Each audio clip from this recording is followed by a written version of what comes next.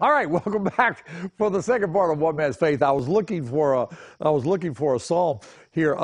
So many of the psalms were to be sung.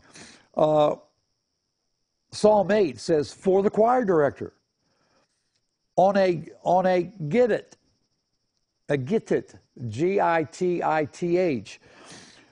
They don't know what that is, but they believe it's possible it could have been a guitar or a certain guitar from possibly the area of Gath, which is in the Philistines. And if you know, David spent time in the Philistine area when he was running from Saul, but he specifically wanted it played on a specific instrument. Psalm 9, for the choir director on Muth Leben, which I have no idea. Let's see.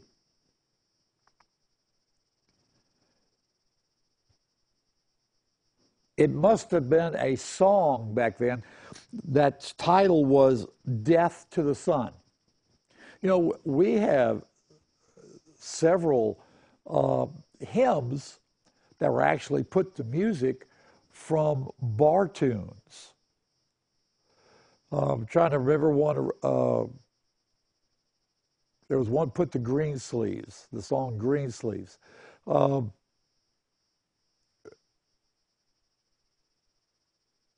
I'm thinking Amazing. No, no, what Amazing? I forgot which one it was now. But there were several that were put to music from tunes that the author didn't make up. He heard the tune and he used it. You know, in some sense, there's even kind of a rap song in the Psalms. If you were to look at Psalm 136, oh, give thanks to the Lord, for he is good, for his loving kindness is everlasting. Give thanks to the Lord of gods, for his loving kindness is everlasting. All the way through, the second line is, for his loving kindness is everlasting. Can you imagine? Oh, give thanks to the Lord, for he is good, for his loving kindness is everlasting. You could, you know, it doesn't matter. We don't know what the tunes are anymore. We don't understand. As a matter of fact, if you were to go to a Jewish congregation, a lot would, or when they read out of the Torah, it's actually to a melody. A lot of times, if you'll watch the rabbi, he's doing this. He's moving. He's moving. It's because the Word of God is living and active, and it's a way of showing. But if you'll listen, matter of fact, we're going to be doing Passover on the 20th of October. No, 20th of April. All right, next month on the 20th. Come. It's open. It's open for anybody to come. Uh, as he reads, you'll hear him put it to a melody. There are a lot of times, if you were to go to Shabbat on Friday nights at 7 o'clock off of Hacienda, we have a Messianic Jewish synagogue there. Um, uh, they have readings out of the Torah, and several of them are to a melody. There's a reason. Because what we've got to see and understand is that God is music.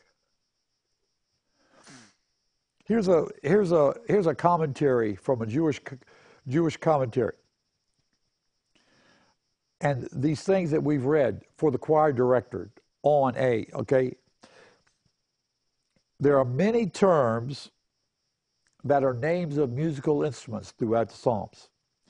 Every psalm has a unique musical accompaniment which complements the mood of the song with an appropriate melody which assisted in conveying the message of the psalm.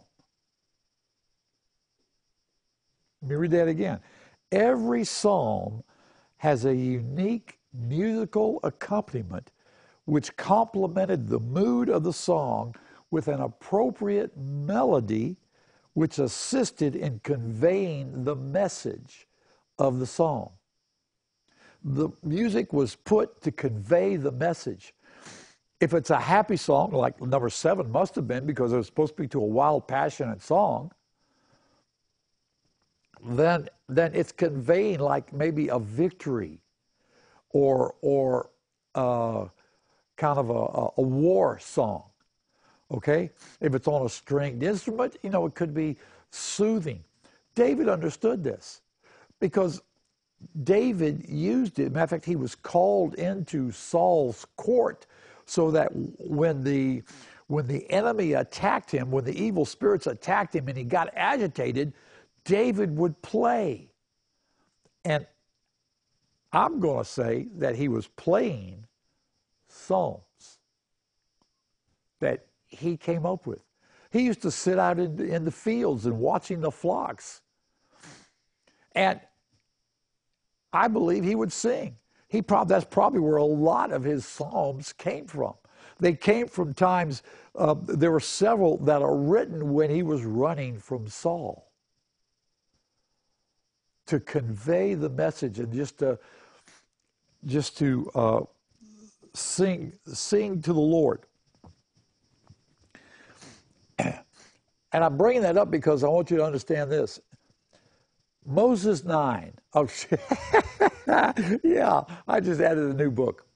Amos 9. Verse 11 says that in that day I will raise up the fallen booth of David. The word booth there is the word sukkot, which is the word tabernacle.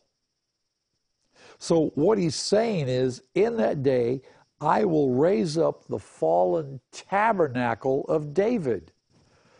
Tabernacle of David? I thought there was only one tabernacle. Well, there is, but here's what happened. As we know, God downloaded, and if you just read Exodus, you would know this.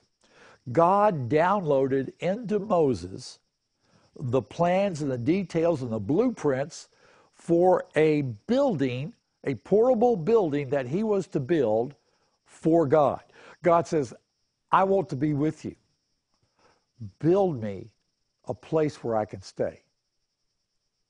And so God gave Moses the instructions on what to build. It was to be 45 feet long, divided into a 30-foot section and a 15-foot section. It was to be 15 feet wide. It was to be gold inlaid everything.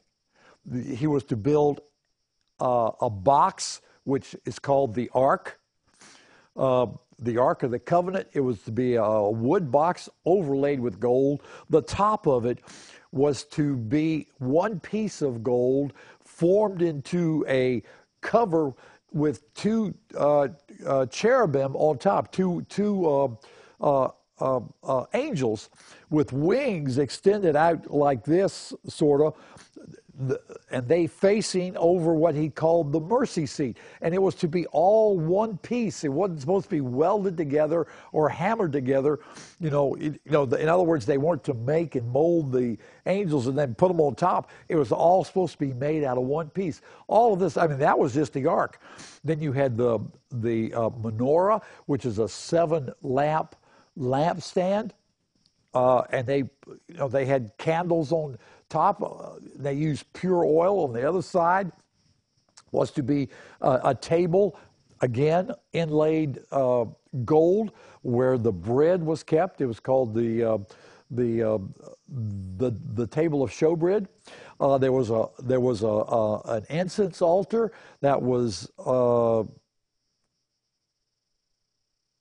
1.5 by 1.5 by 3 feet, I believe is what it was, where they were to burn incense before the Lord constantly. It was all gold overlaid. This was all the plans. that God, I mean, and then he had uh, the uh, uh, the veil that was made, and there was other linens that were made of fine, fine cloth. It was, in other words, this thing was expensive.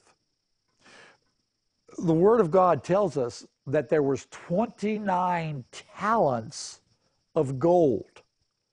Now, that means nothing to you. Well, 1 talent is 75 pounds. Okay? See, did I put this down? I don't think I have it on. No. Okay. It was 75, 1 talent was 75 pounds. So 29 talents is like 2,000, it's over a ton. A ton of gold, or at least, yeah, a ton of gold. It was like 2,145 pounds of gold. At today's price, just the gold alone used to build the tabernacle would have been 46 million dollars for a portable tent. And that was just the gold used. And the gold was all on the inside. You've also got silver. There was silver used. Uh, there was the fine linens and all that were used. The colors that were used. It was